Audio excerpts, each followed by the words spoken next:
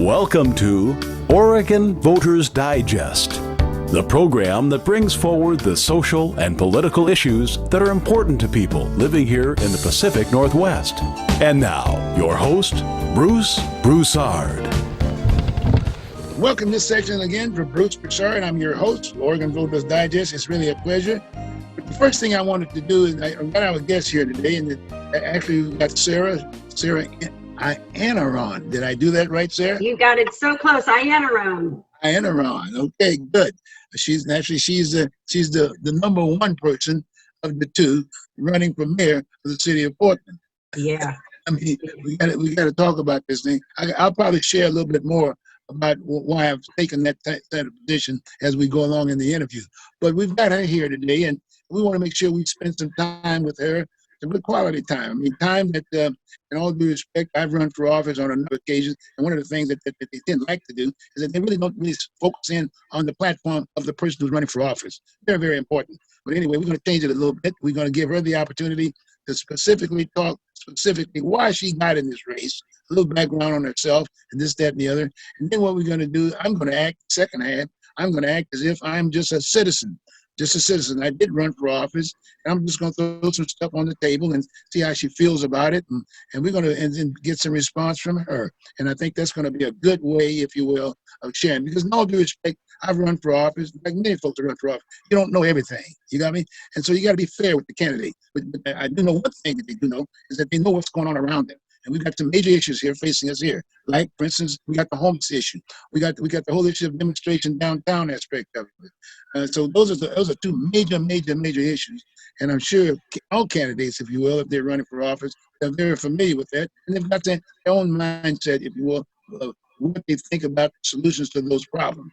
And then naturally, because I was running, I'm going to throw mine out as an idea. She will then be the mayor in the second half, and she'll respond to the person at the mic. How about that? Is that okay, Sarah?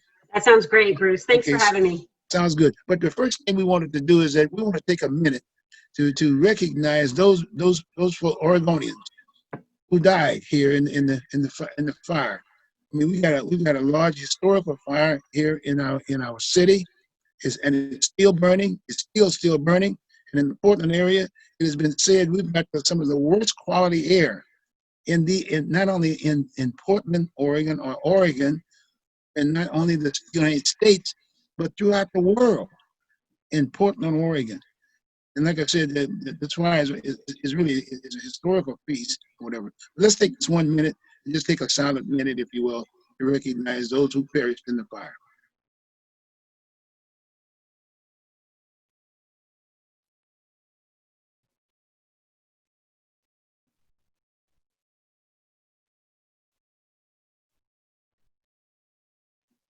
Thank you. Okay. All right, Sarah. Well, why don't we just go on and start that way, Sarah? Let's start with basically, let's just talk a little bit about Sarah and just share a thought in terms of who is Sarah Iannarone. Yeah, well, Bruce, thanks for having me on. I want to thank you for running for office. I know it's not easy. You put yourself out there, and honestly, we shouldn't think that politicians are any different from us because not having people who are typical politicians is pretty good for society when you really think about it. And I'm certainly not a typical politician. I'm a mom. I sent my kid to Portland Public Schools. I founded a small business in my neighborhood back in 2006. We had a really bad reputation over here where I live. They called it Felony Flats. Sometimes they would call it Bethlehem. And there was a lot of biker gangs and a lot of crime over here, a lot of drugs. There was meth and other drugs going on over here. And so, unlike the mayor right now, who, when he had people outside his apartment protesting, most of us ordinary folks, we can't pick up and move when things get rough in our neighborhoods. So what we do is we bring our neighbors together and we fix them. And that's really this thing that's special about me that sets me apart right now. And I think that Portland needs is someone who understands the power of community, someone who's committed to working with community, someone who doesn't think they have all the right answers because, they understand that when you bring a lot of people together, there's going to be a lot of different right answers. And what we got to try to do is get from everybody's thinking they're right to a workable solution we can all agree on. And ultimately, we're going to have to roll up our sleeves and get our hands really dirty fixing some of these problems, because these problems didn't happen overnight. As much as it feels like COVID, came overnight, or this George Floyd uprising came overnight, you and I both know these have been brewing for decades, if not centuries in some ways. And so our work now as Portlanders is actually getting every single ordinary neighbor we can to join us in this work, of whether they're running for office or joining their neighborhood association or volunteering at the community shelter or feeding the hungry, because hunger is going to be a huge issue. Sheltering evacuees, possibly. I've got friends over in St. John's that are setting up emergency tents with screens and things like that to try to keep people out of the smoke, because there's so many people experiencing homelessness there. Just they're breathing in this air 24/7 right now. And it's really going to take all of us coming together on this issue. And so what I bring is just this real can-do-itness from my background. I grew up working class. My dad was a factory worker. My mom worked in schools, so they both were union members. I was in the food service business for my first career, so I worked in restaurants, and I know what a hard day's work looks like, and I also know what it's like to be on the owner side of that business. So I've got a lot of experience. I've been a homeowner and a renter. It's just really interesting to think about what it might mean for our city to have someone who understands what it means to have to stretch a budget to make ends meet in a leadership position, who can really relate to ordinary Portlanders. Okay. One of the things I'd like to ask you, we both ran for the first time around for mayor, the first round aspect. Was this your first time running for office? Well, I ran in 2016 for Portland mayor. So that was my first time running. I came in third place in that race with about 12% of the vote. And that really was a Hail Mary pass at that point, because I thought that Ted Wheeler was just going to dance into office unopposed, as if the seat had been waiting there for him his whole life. And I just don't really think that's how politics should work. I think that people who come from positions of privilege are used to having access to things, and sometimes those folks don't always have the creativity or the life skills or the practical problem solving that we need for some of the things we're facing. And even then, 4 years ago, I saw the housing crisis so bad, and it's only gotten worse. I knew that we were looking at climate change as something we needed to deal with. We're looking at congestion. It's so gnarled out there. We're looking at poverty, growing poverty and inequality. And we're looking at the Portland police and thinking about racial justice even then. And he didn't really make progress. So I get a little bit of a told you so. I told the folks on my staff, you can print a Sarah told you so bumper sticker if you want. I noticed that, like I said, the first time around when I ran also too, my concern was the fact that he's not had, if you will, some of the background that you've had in terms of community and getting involved and working hard. The guy had some money. He had big money, and I'd been around the community for quite some time. I knew of you, but unfortunately, I didn't know him. Other than the fact that when he ran for county chair, I was the first guy that interviewed him, of all people, which was very interesting. We'll save that for the Historical Society. We're going to need that very interview. Interesting. And actually, I was concerned then because I was concerned. I was interviewing, trying to give him a good shot at it, if you will. But the fact of that is, he didn't have the background. He didn't have any background. So we talked about what were some of the issues. At that point in time, the county commissioners were fighting among one another. You know what I'm saying? The women were really having some issues and whatever. But that was a concern that I had at that point in time. And so consequently, I noticed when he was going back and forth running from one to the county and then to the treasurer, and then all of a sudden he's come back home, because he was living and residing at one point in time. He grew up in Southeast Portland, and you would have thought that even yourself, you should have known him had he been involved in issues. So that's one of the reasons why I ran against him. And again, this time around, I was concerned again, because as you note, 19 people ran against him the first time around. And it was about money. In all due respect, it really kept individuals like yourself out and whatever. And so anyway, that was a major concern. And this time around, again, 19 people, if you will, ran against him this time around also too. That's a major issue aspect of it. Now, as far as yourself is concerned, now when you ran, when you ran, how did media treat you during that particular time? The What was first time I ran, or the funny thing is both this time and that time, we get a little iced out, and it can be right. hard to get your story in there. But what we've tried to do, I only had about 5 months during that race in 2016 to get my narrative out there. And I think that what that showed was there was a pent up demand for people's candidates willing to speak truth to power, willing to bring practical solutions to the table that didn't keep the same money flows going. Right. And willing to really bring the community to the table. But what I didn't have in 2016 and that I do have now were two very important campaign finance reforms. One was the new honest election that was just held up in the Oregon State Supreme Court for Portland voters that was measured 26,200, and it was passed by 87% of Portlanders. Right. That's a lot. And Yes, what that said is we are not going to have any politician in any local race can have more than a $500 donation. Now that changes the game for a guy like this. He's used to taking $5,000 and $10,000 and $20,000 checks, right? So that means he can pick up the phone and in one afternoon have more money than I could have in a whole election cycle. So now that stops the influx of that money into his bank account. And then you add this second new thing, which is called the Open and Accountable Elections Program, which is the new campaign financing that's public. And if people want to go to the Open and Accountable Elections Program, there's this really new data visualization tool they just put on the website this week that shows that when you look at this city, there's a map and there's these tiny little green dots that go all the way from Hayden Island to St. John's to Lentz to Multnomah Village, and there's tiny little green dots all over the city. I have donors, and then there's these kind of very few yellow blobs over it, and those are Ted Wheeler's donors, and they're very concentrated in certain parts of the city, which you can imagine, the West Hills, downtown, the Pearl District. So public financing means that I can take donations of like $25 and $50 from everyday Portlanders, but they're amplified. So they now have the same power as those people who used to write checks that were really big to the politicians.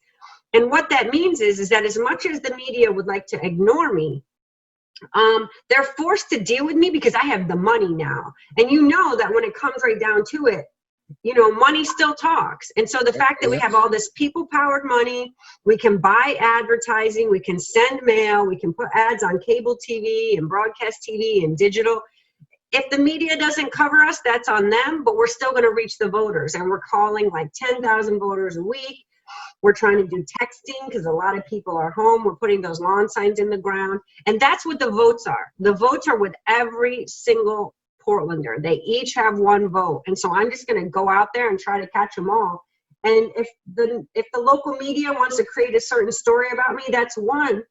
It's one voice in this, but there's a lot of other voices in this story right now. One thing that I thought was lacking during that particular time was the fact, just like yourself, you had a resume of community. Like I noticed that in your flyer, you cited it, but again, too, you weren't given the opportunity to really articulate it more. You know what I'm saying? So maybe one of the things that it could do to improve the situation is to basically come up with an application form that gives you that opportunity to put that on there. And in that way, you'll know a little bit more about. It's almost like the voters pamphlet, but you have an idea of who the person is you're running at the beginning of the situation. Okay? And the other but even that, Bruce, when you think about it, we know that dominant culture, like certain people like Ivy League degrees and the way they even put out their qualifications, they hold different weight. Like people don't give the weight to me as being a stay-at-home mom who had to figure out how to like put food on the table when we only had one income in our family. Or like that doesn't look good on a resume always. Or the fact that I was trying to go to graduate school and like pay the bills and like run a business. You don't always get credit for that. So I think it's about us learning how to see our politicians as whole people and three-dimensional, right? Like Wheeler looks very two-dimensional. He's like a cardboard cutout and you can fit him into any place. And he's like the picture of leadership, like white dude, tie, success. Like this is what it looks like. People like you and me, we don't always fit the criteria of what people want us to be, fitting into particular boxes because we're complex and we live dynamic lives. But that's the majority vote, though. So those are the majority votes. We don't communicate. And like you say, if the access media, if you don't have the money, I can still remember when I ran against Earl Blumenauer. Earl Blumenauer, when I went up to Channel 6 to get an interview, it said, "How much money do you have in the bank?" I said, you never even thought about what were my platforms. You never thought about what was the concerns. And then that's when I started learning about what media was. It's a commercial kind of a medium, point blank. Okay, you got me? And they don't have the background. They don't have the background or interest in many ways, but they're there, and you have to deal with it. So hopefully there's a change in the making, if you will. And that's what I was saying about the application form. If they include who you are about, and I'm saying that's the way we should be going. And I think that would really help us get the kind of leadership that we need right now, in fact. Yeah. For that matter. And don't you think Ted's doing part of the favor for us, though? Because, very much so. He had checked all those boxes, and now I was able to say, when I'm talking to like the mainstream media, I can say, Yep. well, he brought all those qualifications that you all always think are essential, and he completely failed. So what was missing? Maybe Exactly. those aren't what we should be looking for in leaders. We should be looking for people who like don't think individualism Exactly. is the answer, right? Right. I noticed, in fact, that just recently, for that matter, when you got on Channel 2 with Steve Dunn, I saw that piece aspect of it. It was kind of interesting that it was time. You should have been on the first time around, in all due respect, when they came up with the results. There were two people running for mayor, if you will. You should have been there. There should have been some debates and some back and forth routine. In all due respect, they were pretty well focused on that. Then he got into the national media aspect of it, and they kept giving him this deal. But like you said, it's worked out on our end, because then all of a sudden he had to respond. He had to respond to solutions, and all of a sudden he didn't have any solution. And then he looked as if he was O.J. did. And I'm not really just trying to knock him for that matter. The fact of the matter is, you have to have been able to be involved in community in order to be able to respond to the concerns that we're having. Whatever happens, but if you haven't been involved, guess what? You got to figure out, how do I get to the table to talk about an issue? So you're spending your time basically figuring out what happened, as opposed to reacting to the piece. And I say that to say that I thought that was a good deal aspect of it.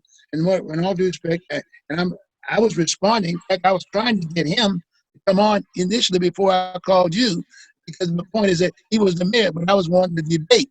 I wanted to get the two of you guys on. You know what I mean? Oh, he won't come on, though. He didn't even show up for I was at the East County Chamber, and he didn't even show up. He was a no-show this week for the business community. So, I mean, I just think he's really treading water right now, and this is a changed time. That's the beauty of this. There's all of these crises that we're facing, as hard as they are and as challenges as they are.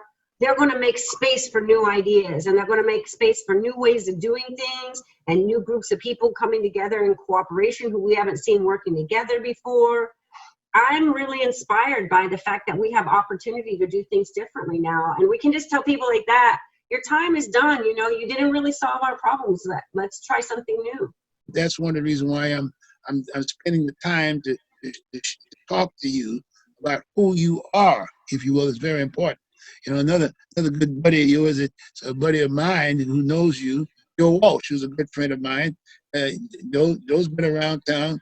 Joe is not easy on politicians. The thing that Joe taught me, and I wanted to say thank you to him here, because, it was in my journey to my increasing understanding, especially for compassionate solutions for our neighbors outside. Joe was very adamant that we not be sweeping the homeless, that we be giving them solutions that were humane, and that we'd be thinking about spending our public safety dollars more effectively to keep people safe. And, since then, even since 2016, yesterday I was just out in a tent camp serving some food and meeting with people, and there's people who said, I voted for you in 2016 because I believed in you, and I still remember you to this day because you came by even then. And Joe was one of the many people who was just like, Sarah, be out there always with those folks, because that's who has the solutions about what's going on, and I'm grateful to him for that, because now I can go into different camps around town and they know my name and I know their names. And that makes a huge difference when you're the mayor, because, I don't know the names of everybody on the Downtown Business Association. I probably know the more names of people experiencing homelessness, right? But that's just going to be a huge difference when it comes to how we figure out ways to get ourselves out of these problems. Exactly. Well, look here. It looks like we got a little bit more time now. Well, I should have asked you about your son, right? You got one child? Yeah, a daughter. You got one kid? Yep. A daughter. I'm sorry. You got a daughter. How old is she? 20. 20. Wow. She's an Oregon Duck. She was a PSU Viking, and she's being an Oregon Duck. Oregon duck. Oh, okay. So one of my voters the other day when we were phone banking, they said, "Is Sarah a duck or a beaver?" And the team said yes. Because you can't take that side when you're Oh running for boy. office in Oh Oregon. wow. Oh wow. Well, you do have some door knockers then. You We're doing definitely it have all some. virtually. They do it Okay. through the phones. Yes, that's right. That's right. That's right. Yeah. We want to talk about that too, by the way.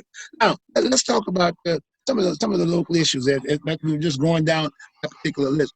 You know, the first one that just jumped right before all these other, the COVID-19 and things of that nature, and even the national election or whatever. You know, the homeless program. But the first one was the Wapato.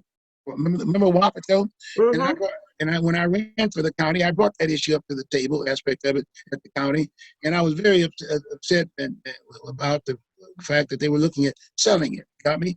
And there were 500 beds there. And you know, the county has their own the sheriff department, but they've got so many beds too. They're the dealers, if you will, for the city of Portland, so to speak.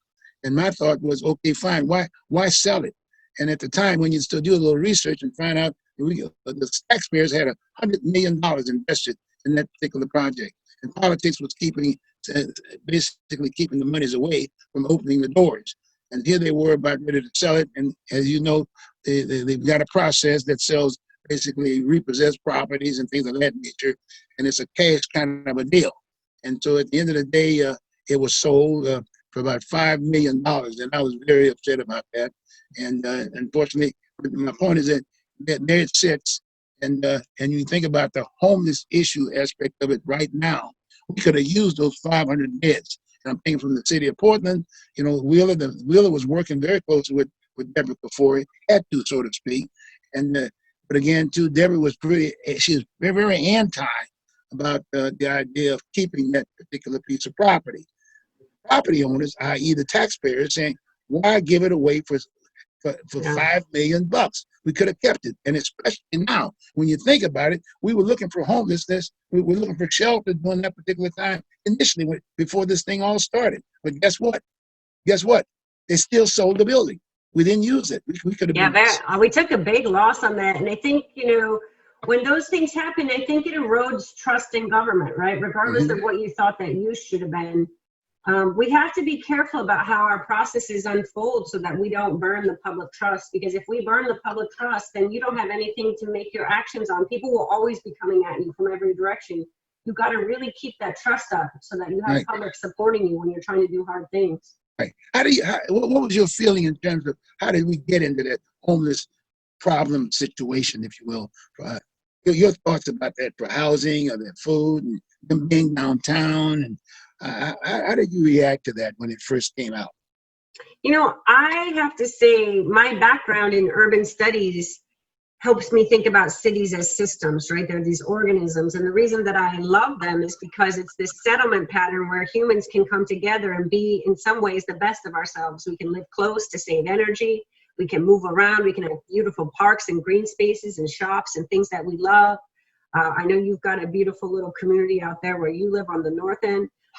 The thing is that if you don't try to offset the harms that can come from when outside capital interests want to take all the value that you create as a community and they want to suck that off your city and just give it either to Wall Street or these multinational corporations that don't really have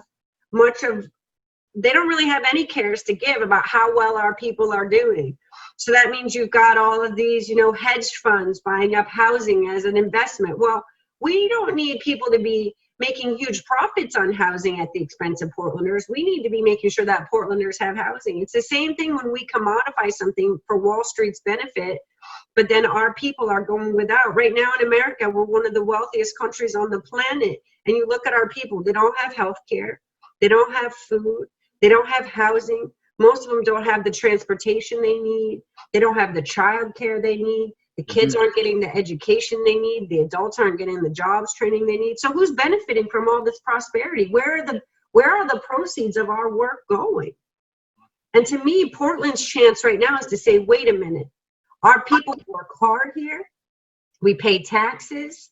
We've got work to do. We got to make sure we're paying the right taxes. We got to make sure we're using that money in the right way. We can't be throwing good money after bad, wasting it. And we need innovative problem solving that's going to help us do a lot more with a lot less, because sometimes the bureaucracy adds so much cost to everything we're doing, and we forget that people know how to get things done with a lot less money if we empower them to do that. You know, one of the things about Portland and Oregon, for that matter, well, we're a very welcoming state and welcoming city. Okay, you got me? And because we run down I-5, we're right in the middle of it, aspect of it, and we got two major states on either side, California and Washington, right? You got me? And it's just it's a thoroughfare aspect of it. But you know, we've also included one of the other, let's see, one of the things that we included was the whole issue of sanctuary city. Remember that one? We did the sanctuary city aspect of it. And I think some consideration should have been given to that, when in fact they should have had some sort of a plan to say, how do we react, if you will, to those individuals that are coming to Portland, to live in Portland, and they're sort of like in a homeless situation. But we had our own homeless situation here too also. Someone should have talked to that piece in terms of talked about, do we have a plan, if you will, to make sure we take care of Portlanders first, if you will, and not knocking off these folks, but have some kind of an idea of what to do. What do you think about something like this? I don't think it's an either or, because you look just this weekend, Bruce.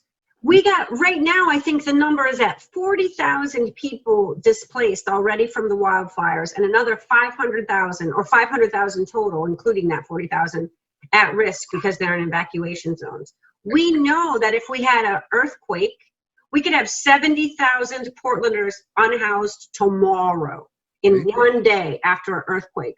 So why are we not prepared to deal with these 40,000 people who could be coming our way from the fires, with those 70,000 people who could be unsheltered because of a natural disaster or storm or pandemic? Like, we should be prepared for the worst case scenario. So our 4,000 people who are unhoused right now should be a drop in the bucket compared to what we are facing. And then it doesn't matter if you're from here or not, because in an inclusive city, I don't want that to be the test about whether or not you get what you need, because you should be able to host refugees coming to your place and find a way to make a space for them while you figure out what's going on. And that's where I'm talking about us putting things that are emergencies into the context of acting with urgency. If we had 40,000 people coming into Portland in the next week, you know, every school gymnasium, every community center, every church assembly room would be mobilizing their networks. Why have we not been doing that? Okay, well, I'll tell you what we're going to do, Sarah. What we're going to do, we're going to take a short break, and then we're going to come back and as a citizen, I'm going to be sitting in the front of the mic asking our future mayor, what are we going to do about a problem that I have? Okay? Okay, I'll be seeing you in a minute. Sounds great.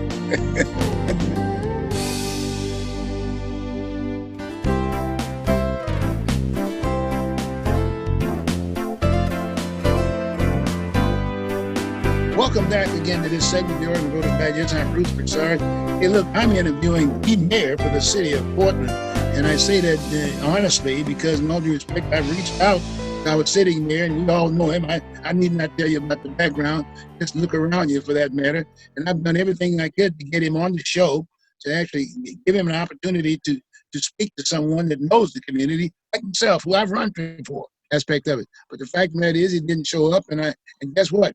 I reached out to Sarah here, who was running, and she's done that as a runoff now between the two of them. And immediately I was able to get in touch with her. We got together, and she brought a campaign manager in, someone I recognized, someone who had background in the city, young man, if you will, Gregory McIver, and he got a neat family, if you will, and he got a family, and I knew his mom and dad, so to speak, and it was just a nice hookup, if you will, for someone grown.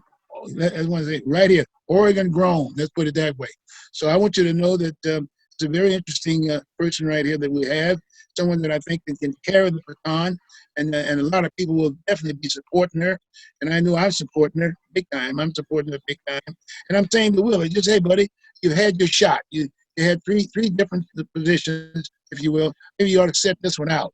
In fact, we'd be better off, in all due respect, you'd go on, and I hate to use the word resign, But if you resign now, we can get Sarah in the seat, and so we can start taking care of some of these issues that we need to now. We got a lot of things that's happening here within our city right now, and with the big fire right now that's going on right now, whatever. Yeah, that's a major is. We got the national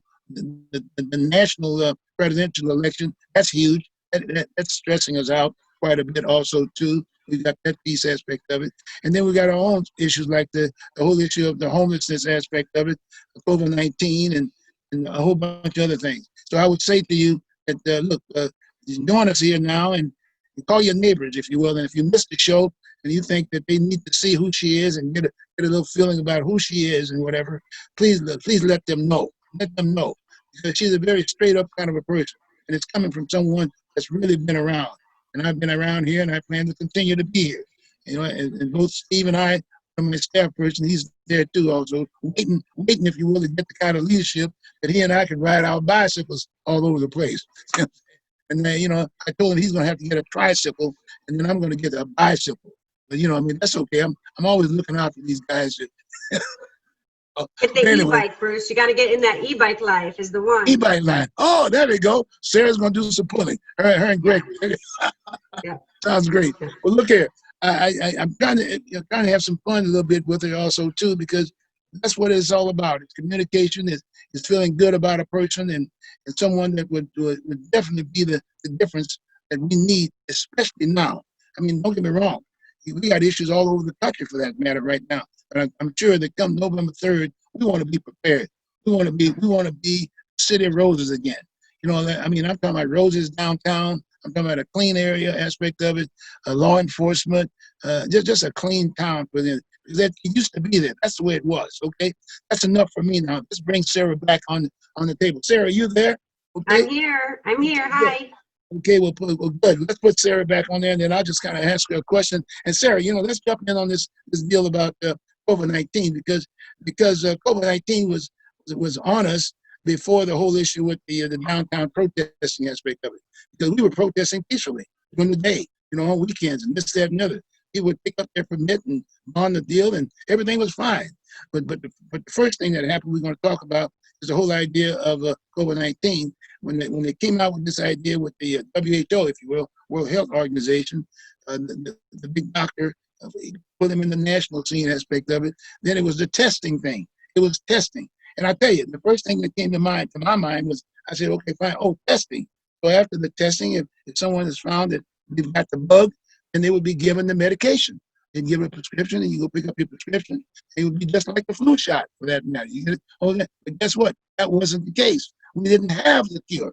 And it really was creating all kinds of stresses and anxieties and this, that, and the other. Folks going home and trying to figure out, should I tell my neighbor about the piece or this, that, and the other, or this, that, and the other? Got caught up in the national politics. It was really crazy. What are your thoughts about the whole issue of COVID-19 from a Portland perspective and how it was handled? Yeah, so this is where, again, we need leaders who live their lives in 3 dimensions, not 2 dimensions, because I was coming at this as someone who had a kid in school. I was coming at this as someone who was trying to run a campaign where we were about to knock on 30,000 doors.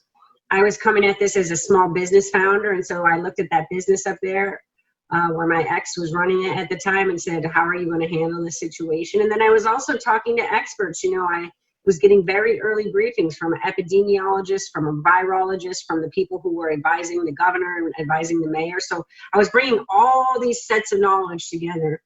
And what I really thought about was, what is it going to take to keep our people safe through uncertainty?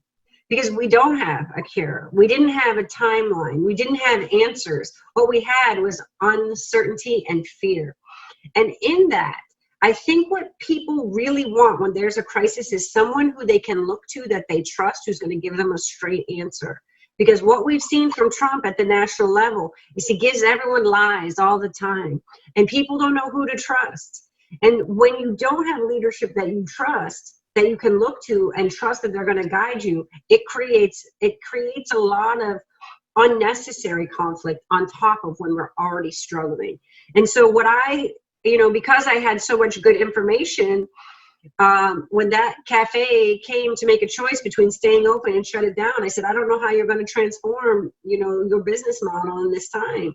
So closing is probably the right answer for you. And he, came back later and said, thank you for that advice, because you saved me, a lot of money that I would have been out of pocket on lost inventory, on lost wages, figuring out how to get this all wrapped up. And ultimately that business is closed now and he's going to have to find something new. But he didn't have to spend down all his savings. So now he still has some money to live on. There's a couple of things that we need to think about. What's going on here? Poverty. Again, when you've got people who are facing poverty because they can't go to work, what are we going to do as a society? $1,200 is what people have gotten from our federal government in that one stimulus check. It's not enough.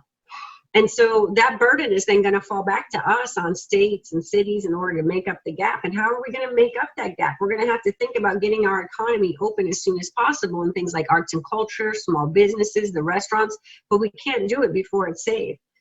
So, other countries that have had great success, whether it was New Zealand or Vietnam, they took a real community health approach. So if you got tested and there was no cure, they actually made it possible for you to stay home. You didn't go hungry if you stayed home.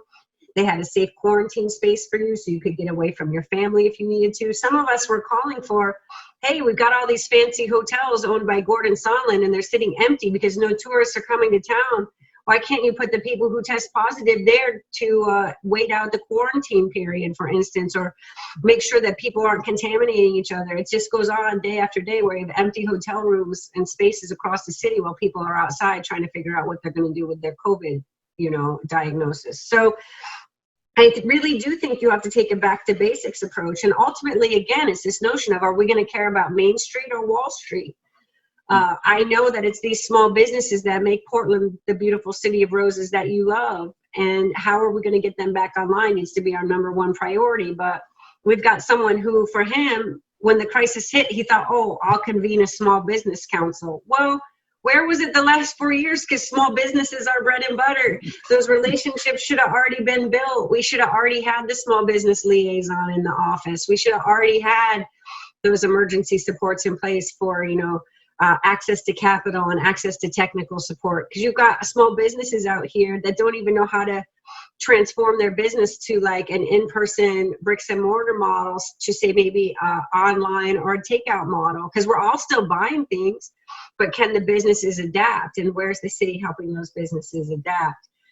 It's about thinking about things before they become an emergency, I guess. Well, along that side, you mentioned something about the whole idea about housing aspect of it.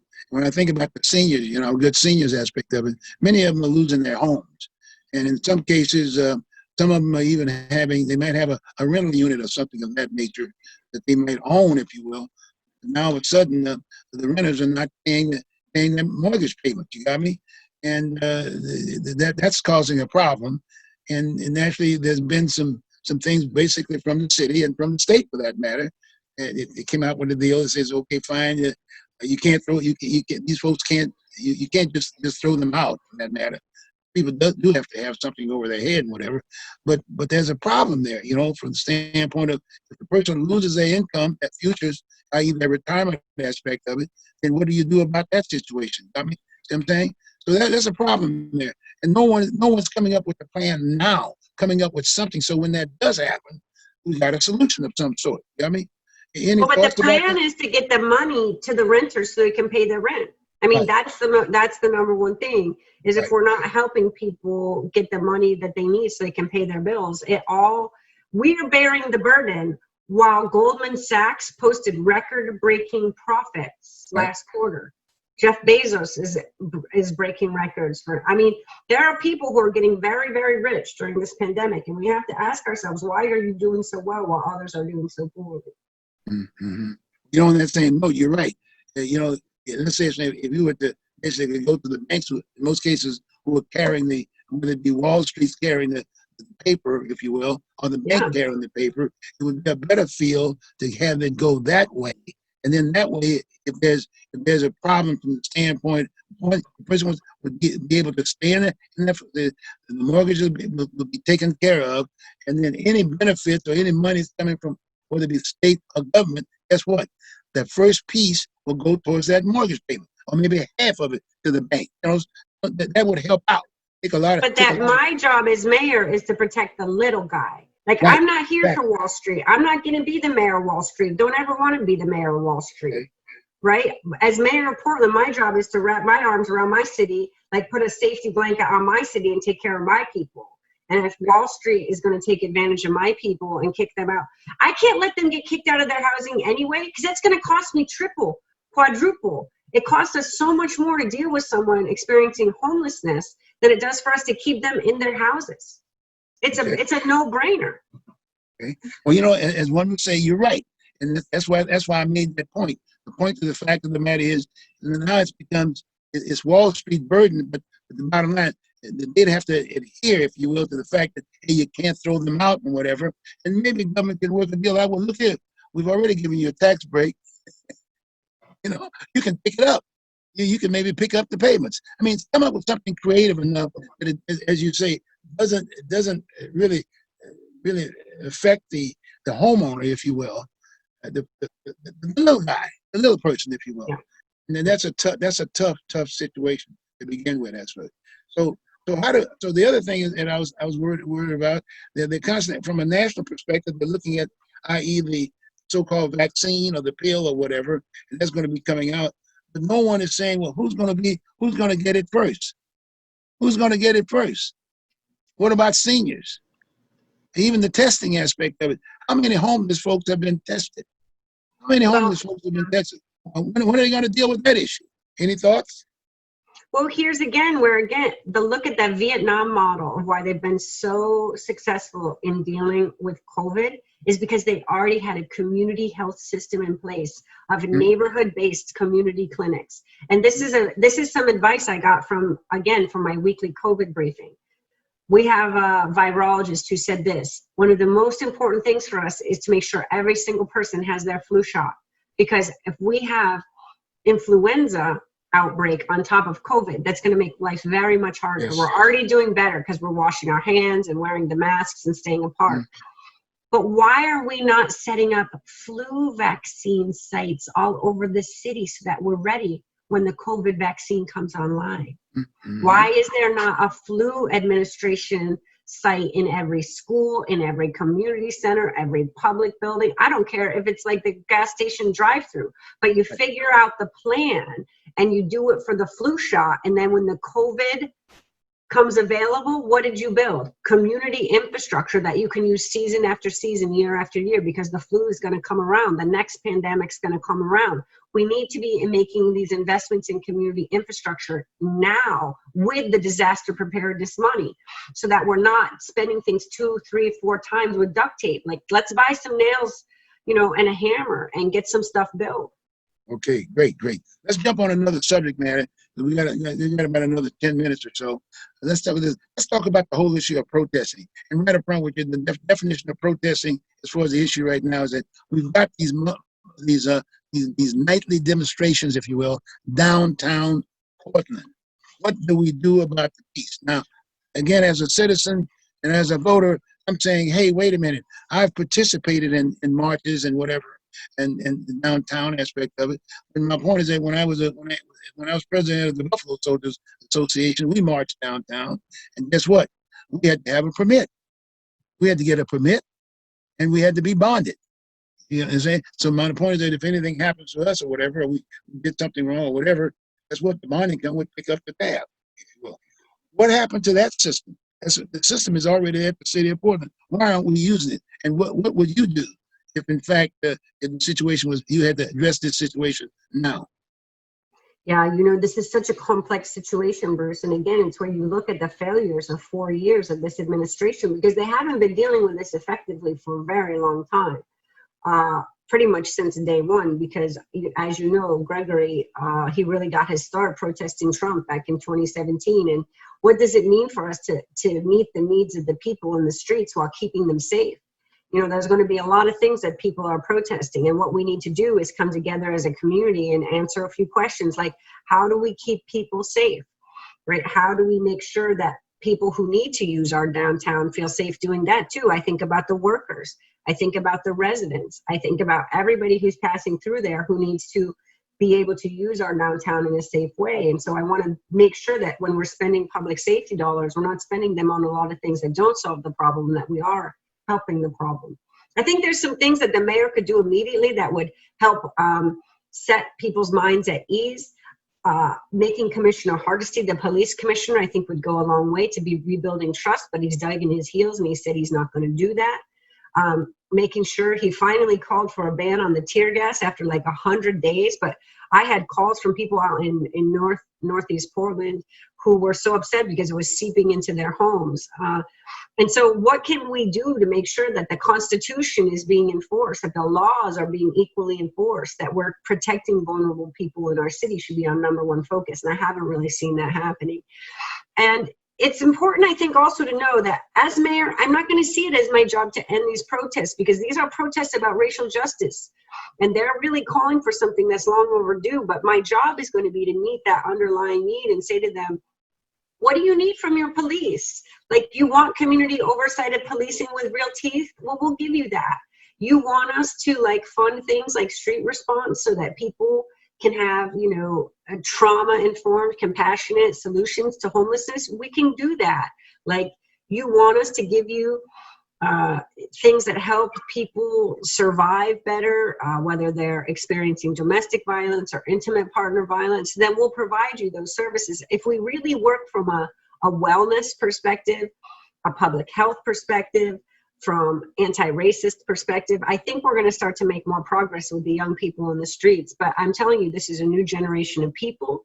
They are very fiercely committed to climate justice, to racial justice, to housing justice, and they're not going to let up until they start to see the justice met. And so, as you hear so many times, no justice, no peace. Until they see that justice, I don't believe we're going to have much peace, Bruce. Okay. But again, the question again here, why can't we ban protesting at night? Now, I'm not saying no. I'm not saying no to protesting, because no due respect, in the daylight hours, look like it makes more sense. Even young people like to participate. You know what I mean? Families will get their young kids involved, and you know, i.e., you got talks and this, that, and the other. But the night thing it's a total situation. That's where most of the problems start. You know, everyone talks about i.e. These group of individuals we're trying that shouldn't be involved, et cetera, et cetera, et cetera.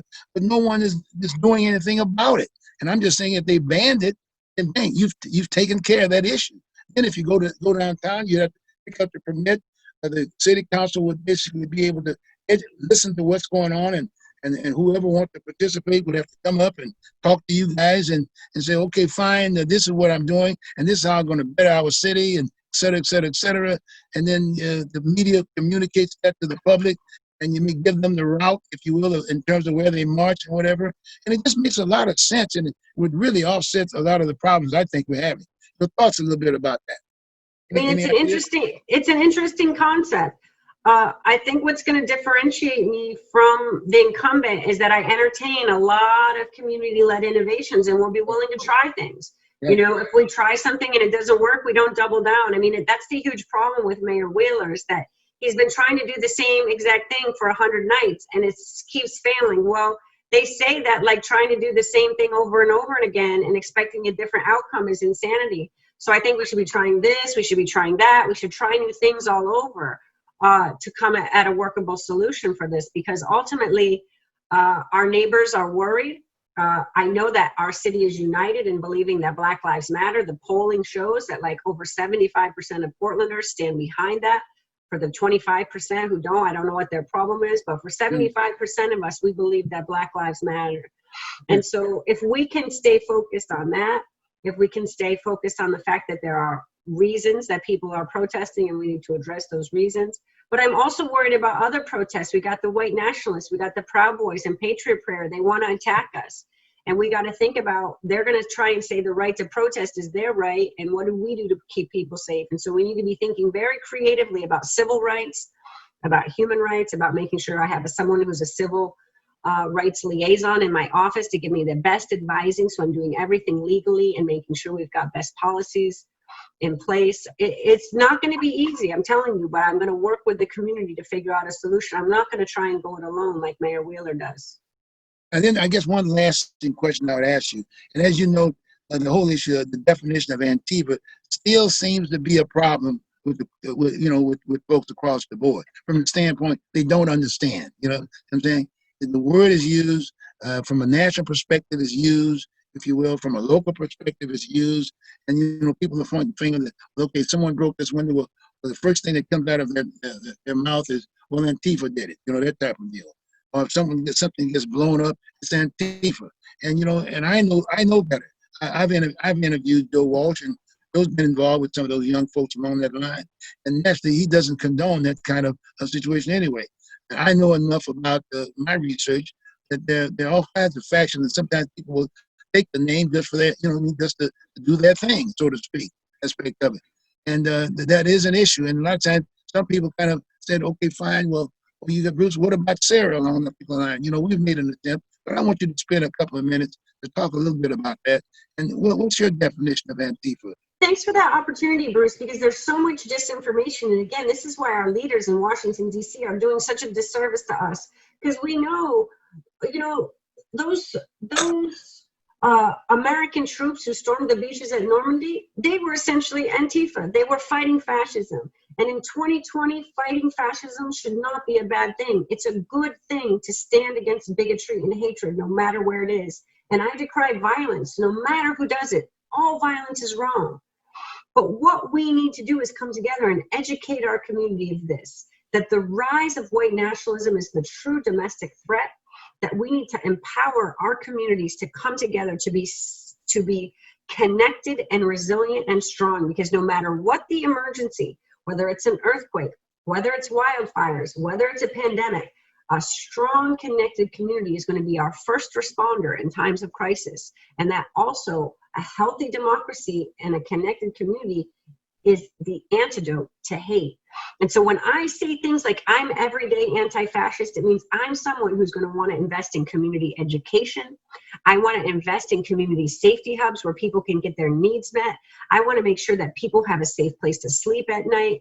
I mean, these are the things that help me make sure that young people who are vulnerable, they don't tip toward the side of these bigots who want to, eradicate Black people and communities of color and Jews and LGBTQ people, that we want an inclusive city where bigotry and hatred are not welcome here. And in Portland, if that's going to really happen, we're going to have to educate people. We're going to have to make sure people are fed, they have a place to sleep at night. To me, that's what that means. And so I'm really upset with people like Barr and Trump who try to take that and spin it, because now you see what happens when we have, Antifa are setting the wildfires. It's just a lie. It's just a lie. And so we need truth and education and clarity. And I just am going to stay firm in that path. And I know that sometimes when you stay true to your principles, it's not easy in the short term because people don't always understand. But if we stay this path, then we'll know that through education and inclusion in these ideas, people will come to see what's really going on, that we just need an inclusive, connected society. Thank you for that, man. I really appreciate that, because we got to communicate a little bit more about this whole piece, because that should not be the main staple, if you will, in the election right now. It's a very, very important piece, and people shouldn't use that as a negative towards you or anybody else for that matter. Okay, with that. Well, look, we're about at that point in time. Why don't I give you a couple of minutes to kind of come up with a little closing in terms of telling the people why they should vote for you. So thank you again for having me on this show. Thanks to all of you who sat through this. It's a gift anytime someone sits and listens to my words and wants to talk with me. This is such an opportunity from Portland. I believe that we have everything we need to solve our most pressing problems today. We can address climate change with urgency. We can address the housing affordability crisis with real plans and strategy. And we can really start to tackle the inequality that's a hidden tax on our people in our city. And if we tap into our community as a resource, if we harness everything that we've got here, I believe that we can make progress on these issues today. But it's going to take a different kind of leadership. It's going to take a leadership that doesn't strive for self-glorification, but that really sees that when we are embedded in our neighborhoods and in our communities, then we all shine. It's going to be about making sure that the people who we know are the superstars are empowered to lead. There's so many of them. I've surrounded myself with them on our campaign. And we get big corrupt money out of politics, we have a better chance of doing that. So as a publicly financed candidate, I haven't taken a single check over $250. I didn't take any from corporations or big businesses or special interests. And that means I'm funded by the people of Portland. And I may not know every single donor because there are thousands and thousands of them.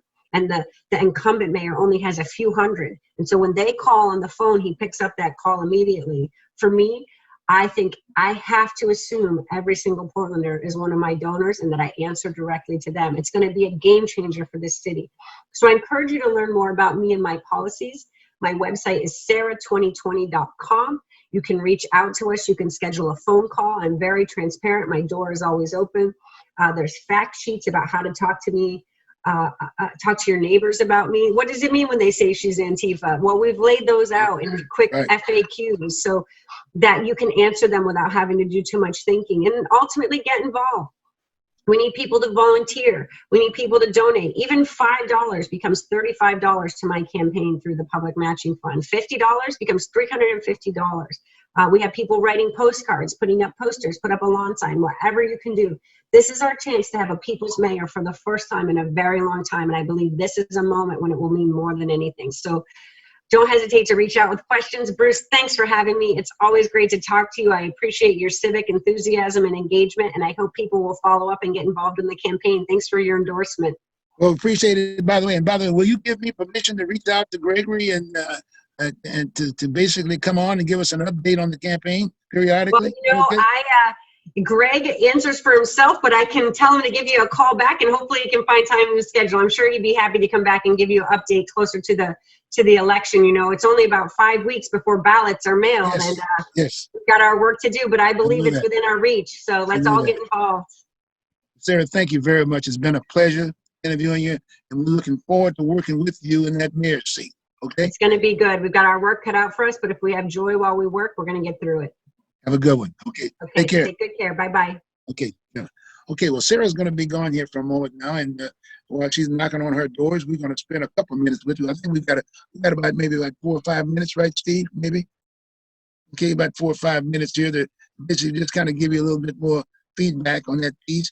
There were a couple of things that we would like to be able to address. Maybe we can address that at a later date with her, and that it is the districtization. That was another area that folks were very interested in changing the type of form of government we have here for the city of Portland, because it's not as effective as we need to be. Many voters out there don't know who to call other than the mayor, if you will. We got 4 other city council seats, and for some strange reason, people don't know who to call if they live in various areas of the city of Portland. And some areas have been talking about districtizing, if you will, the city of Portland. So consequently, like you've got the city council, each one of them would have an area that they would be responsible for. And then you would know who to call if you've got something on your mind, okay? That's a very, very important piece that people have been talking to about aspect of it. And the other is the possibility of a manager, city manager. So you can see I've got a listing of things that I'd like to throw in on the table. But that was the first round aspect of it. So for all of you, take care. And do send out a prayer, if you will, for those who died and those who are having some tough times with this fire that we're having here in our state. Okay? Again, peace. Be safe. Love you all. Take care. And as George Page used to always say, act what you believe in. Have a good one.